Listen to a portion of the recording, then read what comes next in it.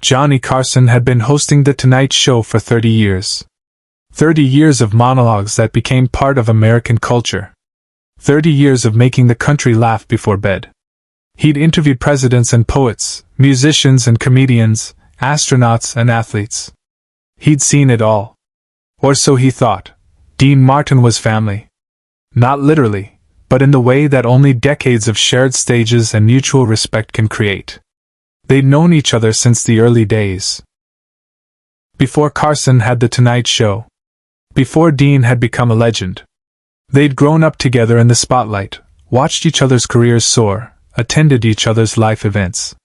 When Dean appeared on The Tonight Show, it wasn't just another booking. It was a reunion. That Thursday night in 1978 started like any other taping. The audience filed in, excited and buzzing with that pre-show energy.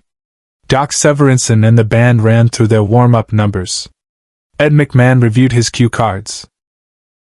Johnny sat at his desk, going over his monologue notes, making last-minute adjustments with a pencil. Everything was routine. Professional. Familiar. Dean was scheduled as the first guest.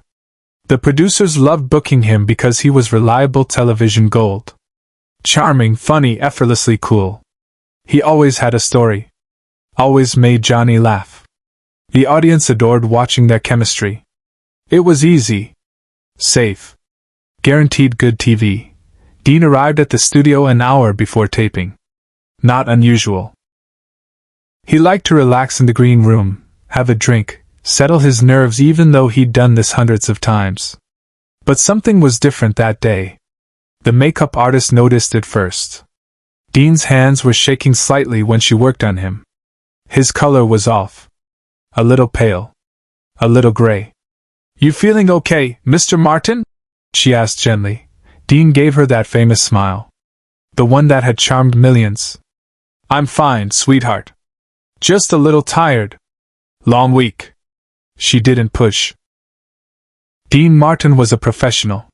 He knew his limits. If he said he was fine, he was fine. The show started. Johnny did his monologue. The jokes landed. The audience laughed. Everything was running perfectly. Then Ed McMahon did the introduction. "Ladies and gentlemen, please welcome the one and only Dean Martin." The curtain parted. Dean walked out. The audience erupted. Standing ovation. Cheers. Applause that went on for nearly a minute. Dean waved, smiled, soaked it in. He looked good under the lights. Put together. The consummate professional. Johnny stood up from behind his desk to greet him. They shook hands. Hugged. That genuine embrace of old friends who were genuinely happy to see each other. Dean settled into the guest chair. Johnny returned to his desk. The applause died down. The interview began. For the first few minutes, everything seemed normal. Dean told a story about Frank Sinatra. Johnny laughed. The audience laughed. They fell into their familiar rhythm. The easy back and forth they perfected over decades. But Johnny noticed something. Dean's timing was off. Just slightly. The pauses were a little too long. The punchlines came a beat late. Johnny covered for him. That's what professionals do. He adjusted his own timing to match Dean's. Threw in extra reactions to fill the gaps. Made it look seamless. Nobody in the audience noticed. But Johnny noticed. And Ed McMahon, standing off to the side, noticed too. About 7 minutes into the interview, Johnny asked Dean about his upcoming tour. Dean started to answer, but his words came out slightly slurred. Not drunk slurred. Something else. Something that made Johnny's smile falter for just a fraction of a second.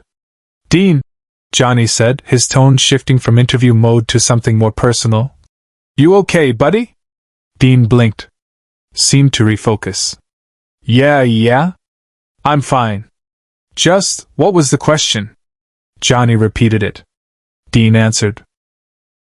But his hand gripped the armrest of the chair tighter. Like he needed the support. The interview continued. Another few minutes. Dean told another story. This one about a golf game with Bob Hope. The audience laughed. But halfway through the punchline, Dean's voice trailed off. He looked confused. Like he'd forgotten where he was going with it. Johnny jumped in. And then Hope said, feeding him the line. Helping him remember. Dean smiled gratefully. Finished the story. But something was wrong. Anyone paying close attention could see it now. Carson stopped mid-monologue. The entire studio froze. Actually, it wasn't during the monologue. It was during the interview. But it had the same effect. Johnny stood up from his desk. Not casually. Abruptly. The kind of movement that signals something is wrong. The audience went quiet. Confused. This wasn't part of the show. Dean, Johnny said, walking around his desk toward his friend. I want you to do something for me. Stand up. Dean looked at him. Puzzled. What? Stand up. Let's take a walk. It sounded casual. Like maybe this was a bit. Maybe Johnny was setting up a joke. But his face told a different story. His face was serious. Concerned. The face of someone who just realized something important. Dean tried to stand. Put his hands on the armrests. Pushed himself up. Got about halfway. And then his legs gave out slightly. He caught himself. Sat back down hard. Tried to play it off with a laugh. Guess I had one too many before the show. The audience laughed. Because that was the Dean Martin brand. The lovable drunk. The guy who always had a cocktail in hand. It was part of his persona. His character. But Johnny didn't laugh. He moved closer. Knelt down beside Dean's chair. And in a voice quiet enough that the microphones barely caught it, he said, Dean, when's the last time you ate today? Dean blinked. Thought about it. I don't remember. Johnny's jaw tightened. He looked up at the camera. Directly into the lens. We're going to take a break. The director, confused, didn't cut to commercial immediately. For a few seconds the cameras kept rolling. Capturing Johnny Carson, television's unflappable host, looking genuinely worried. Capturing Dean Martin, legendary entertainer, struggling to stay upright in a chair. Finally, the director called for commercial. The red lights went off. The studio fell into organized chaos. Backstage, he made a choice no producer would have ever allowed. Johnny didn't leave Dean's side. The producers rushed over, asking what was happening, whether they should call a doctor, whether they should cancel the rest of the show. Johnny ignored them. He was focused on Dean. Get me some orange juice, he told one of the stagehands. And something with sugar. Cookies. Candy. Whatever's in craft services. Ed McMahon appeared with a bottle of water. Johnny took it, held it to Dean's lips. Drink, he said. Not a request. A command. The voice of someone who'd made a decision and wasn't going to be argued with. Dean drank. His hands were shaking badly now. The adrenaline from being on stage was wearing off, and whatever was happening to his body was becoming more apparent. Dean, Johnny said quietly, when's the last time you saw a doctor? Dean's eyes welled up. Just slightly. I don't know, John. I've been tired. Real tired. 4 months. But you know how it is. The show must go on. Johnny's expression hardened. Not tonight, it doesn't. A production assistant arrived with orange juice and a handful of chocolate chip cookies. Johnny broke off a piece of cookie, put it in Dean's hand. Eat. Dean ate. Mechanically. Like a child following instructions. After a few minutes, some color started returning to his face. His hands shook less. He looked at Johnny with gratitude and embarrassment mixed together. I'm sorry, Dean said. I didn't mean to. Don't. Johnny cut him off. Don't apologize. You're sick. You need help. And we're getting you help. Tonight. The commercial break was ending. The producers were frantic. They needed to know what to do. Continue the interview? Bring out the next guest early? End the show? Johnny made the decision. We're not going back on. Dean's going to the hospital. Now. But Johnny. One of the producers started. No. Johnny repeated. His voice had that edge that everyone who'd ever worked with him recognized. The edge that meant the discussion was over. But then Dean spoke up. His voice was steadier now. The sugar was helping. John, I can finish. I can do a few more minutes. Johnny looked at him. Really looked at him. Saw the pride. The professionalism.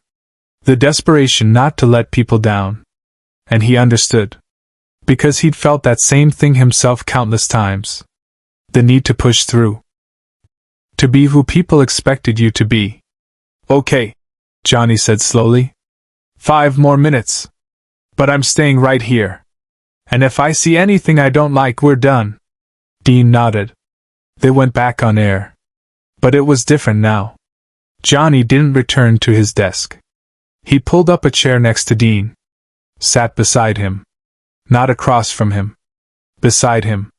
The visual was striking. 2 old friends sitting together, having a conversation. The interview format abandoned entirely. Ladies and gentlemen, Johnny said to the camera, his voice carrying a weight it hadn't had before. Dean and I have been friends for a very long time. And sometimes, friendship means being honest. Dean's not feeling well tonight. He didn't want to let you down, so he came out here anyway. Because that's the kind of professional he is. That's the kind of man he is. The audience was silent. This wasn't comedy. This wasn't entertainment. This was real. Johnny turned to Dean. Tell them what you told me. About being tired. Dean hesitated. Then spoke. I've been tired for a while now. Months. Maybe longer. Haven't been eating right. Haven't been sleeping right. But I kept working because that's what you do. You keep working. No, Johnny said firmly. What you do is take care of yourself. Because without your health, none of this matters. He gestured at the stage, the cameras, the studio. None of it. Dean's eyes welled up again. This time the tears came. He didn't try to hide them. I'm scared, John. I think something's really wrong.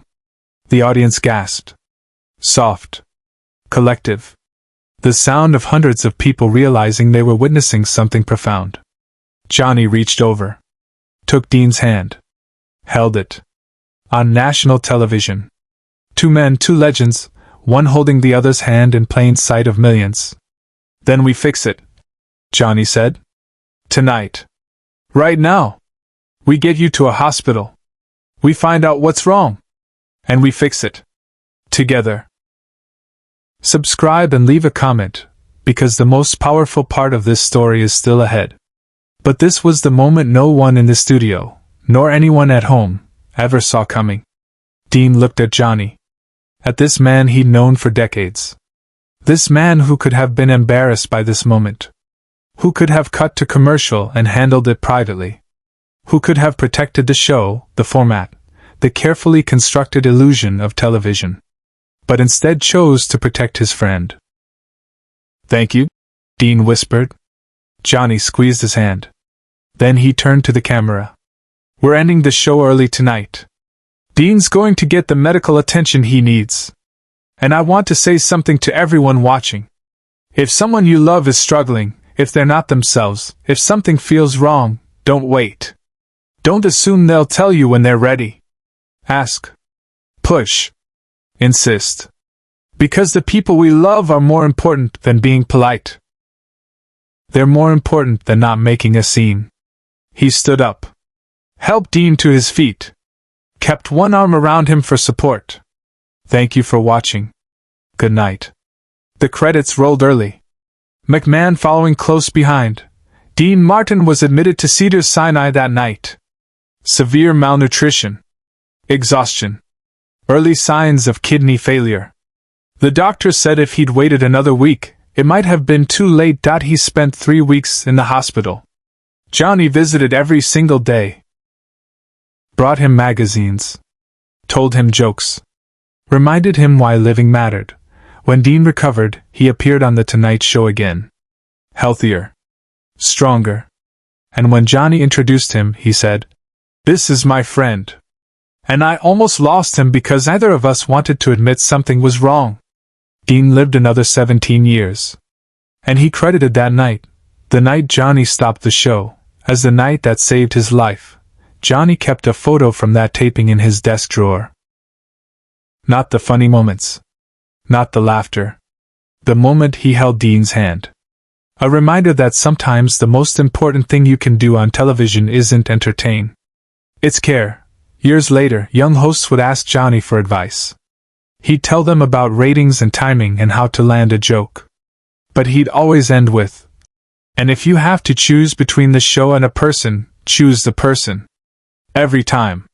Share and subscribe. Make sure this story is never forgotten. The show went on. But everyone who was there that night carried it with them. The night Johnny Carson proved that friendship mattered more than format. That a human life mattered more than a broadcast. That sometimes stopping the show is the bravest thing you can do.